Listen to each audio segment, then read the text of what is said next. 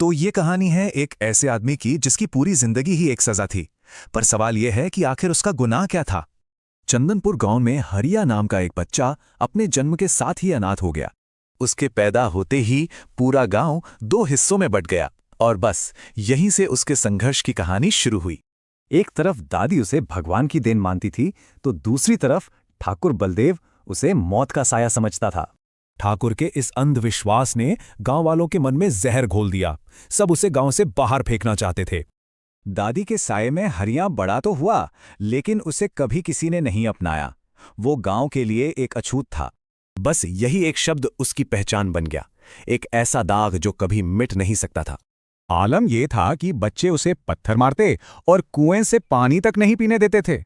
जन्म से लेकर जवानी तक हरिया की जिंदगी बस एक के बाद एक हादसों का सिलसिला बन गई। लेकिन फिर कुछ पल के लिए मानो सब कुछ बदल गया।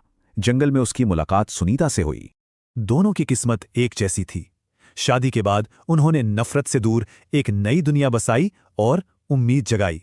हरिया ने भी कसम खाई कि उसका बच्चा कभी मनहूस शब्द नहीं सुनेगा, बल्कि सबसे खुशकिस्मत कहलाएगा। पर एक तूफानी रात किस्मत ने फिर खेल खेला। बच्चे को जन्म देते वक्त सुनीता की मौत हो गई और बच्चा भी नहीं बचा। अब हरिया की जिंदगी में बस एक ही दोस्त था, ठाकुर का बेटा प्रताप, जो अपने पिता की सोच के बिल्कुल खिलाफ था। और यहीं से कहानी में एक बहुत ही अजीब मोड़ आता है। हरिया और प्रताप का सामना हो जाता है एक तांत्रिक से। तांत्रिक ने कुछ भी बताने से मना कर दिया और उल्टा हरिया की आंखों के सामने ही प्रताप को मार डाला। हरिया दोस्त की लाश लेकर गांव पहुंचा, लेकिन तांत्रिक वाली बात पर किसी ने यकीन नहीं किया। पंचायत ने सीधा सीधा फैसला सुना दिया, हरिया कातिल है और उसे गांव से हमेशा के लिए निकाला जाता है।